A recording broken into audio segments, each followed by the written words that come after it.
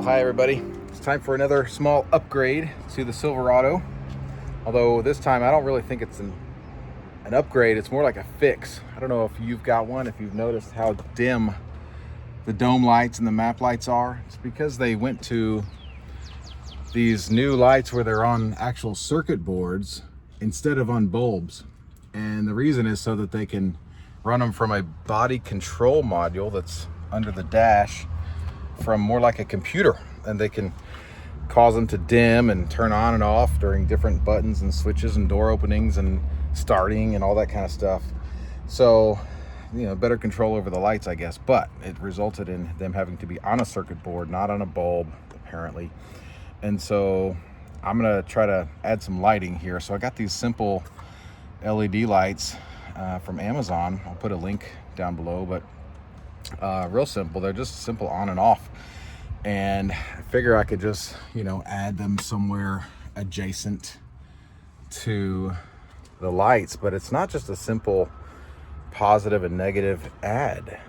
With the body control module, it's a constant hot, but the body control module controls the negative, and it fades the negative in and out to fade the light. And it's a very small connection, small voltage. So I'm really struggling with that. Apparently I have to use a relay, so I'll figure that out. And I have to tap into the body control module underneath the dash. So I'll show you that here shortly. I'm also going to, while I'm at it, I'm going to tap into that same body control module and add some Footwell lighting underneath. So the way I'm going to do that is by tapping into the body control module plug. Did a lot of research. I can save you here. There's 6 or 7 plugs on the body control module, which is here. You can see them all different colored, and you can look that up. It says 2019 new body style and after, because apparently they switched the body style halfway through the year. And this is plug number K9. And I'll put a link to this electrical manual down below. And this is plug number K9. Excuse me, the whole thing is K9, plug number X7. And this is what it looks like. And so we're gonna tap into 2 of these wires. One is for the negative, it's plug number 19. It is a gray, and that is the dome light, the negative, controlled by the body control module. So for our dome light, we're gonna tap constant hot, and then the negative is gonna be tapped into this gray. And it is gonna have to go through a relay. So hopefully that will work. At least that's what ChatGPT tells me. As far as the Footwell lighting, this plug, the yellow, is a hot that is dimmable by the dash dim lights, and it's called LED backlight dimming control. So we can tap directly into that, and our Footwell lights will be able to dim with the dash dimming lights. So I'll hook that up and show you how that works. To tap into the plug, I'm going to be using these simple T-taps. These are from Amazon as well, and I'll put the link down below. Super simple, very easy process with regard to tapping into it. So here is that X7 plug. I was literally able to just reach up there, unplug it, pull it down. There is the yellow number 9 plug that I just isolated, squeezed, and tapped into. And then there is the number 19 gray wire. That's the negative for the dome light negative control. And I ran the wires out. So I'm gonna just kind of run these out and test them out now first and see how they work.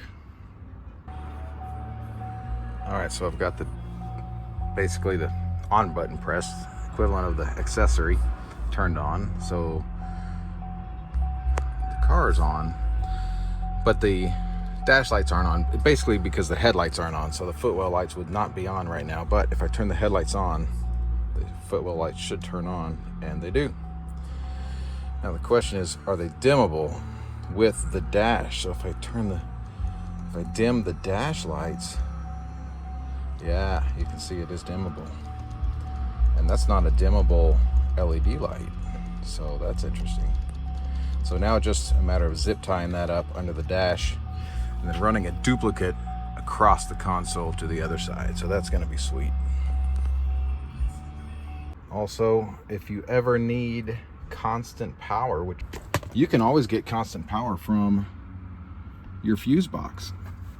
There is, in this particular one, there's constant power run down a rail down the center of this fuse box, and then the fuses allow the power to be controlled or fused as it goes to the outside of the rail and then split out to the different circuits around the truck. So you can pick you up one of these, Amazon or auto parts store or whatever, but this, you know, you can use a fuse that's there or just pick an empty one, honestly. So let's just pick an empty one.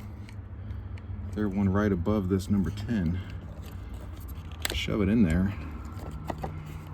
Now we've got constant hot here that doesn't affect anything else, that we can run anywhere we want to in the truck for any appliance. This is constant now. It's not going to be controlled by the key. If you want controlled by the key, you got to go to the passenger side fuse box over there and get power off of fuse number F26. F26 is what you want for keyed controlled power. But if you want constant, this is what you know, you can pick any one of these empty slots here. Okay, well, that was quite a feat running those wires across. Finally got it done here. Here we have when we turn the headlights on, so the dash lights come on. There we are. It's dimmable.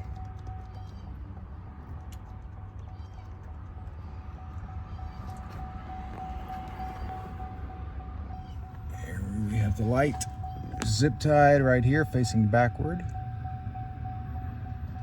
I found a ground, where is it? On a bolt right here. If you can see that. There. I put that bolt there, it was just a hole. So just added a bolt, tied the ground there, and then ran the wire there. After I found out I accidentally wrapped the wire around the gas pedal, I had to rerun it. So I tucked it back behind the carpet. So it's tucked away, and then used this stick grabber thing to shove it behind the console. And then over here, here's the power coming through. Zip tied it up here. It's a little tough to find a spot up there, but just find a spot, tuck it in, and zip tie it in place. It should be pretty secure. It doesn't have to be great. And then over here, I already had some wires tied in for the dash cam, but I just tied into an existing ground that I had actually already screwed in right there to the, I guess that's to the chest, no, to the I don't know what that is.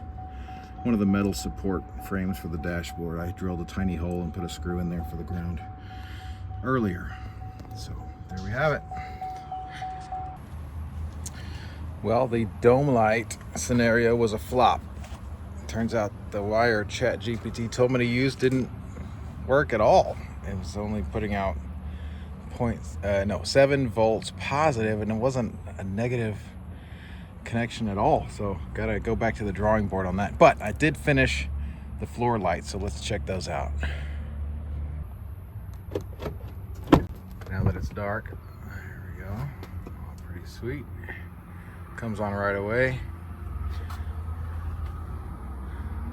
With the lights, now that it's dark, not too shabby.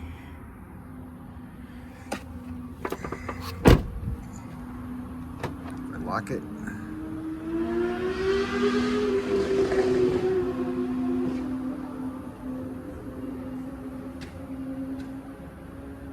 Turns off with the headlights. Unlock it. Doesn't turn on until I open the door. There they are. Both sides.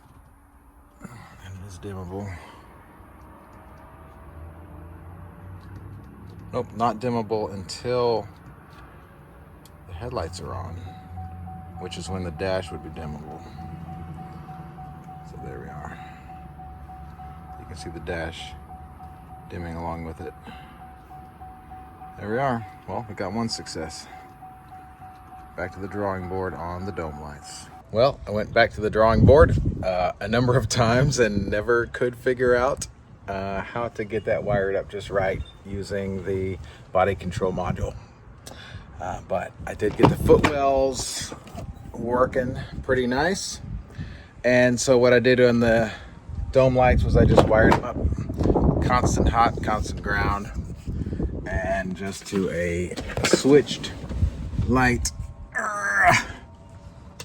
So if I need to, I can just switch it manually on. Plenty of light. If I need to load something up or whatever, I just manually hit it, and I can reach that from the front or the back. So that's my solution. So a couple of added lights. I'll call it a success, I guess.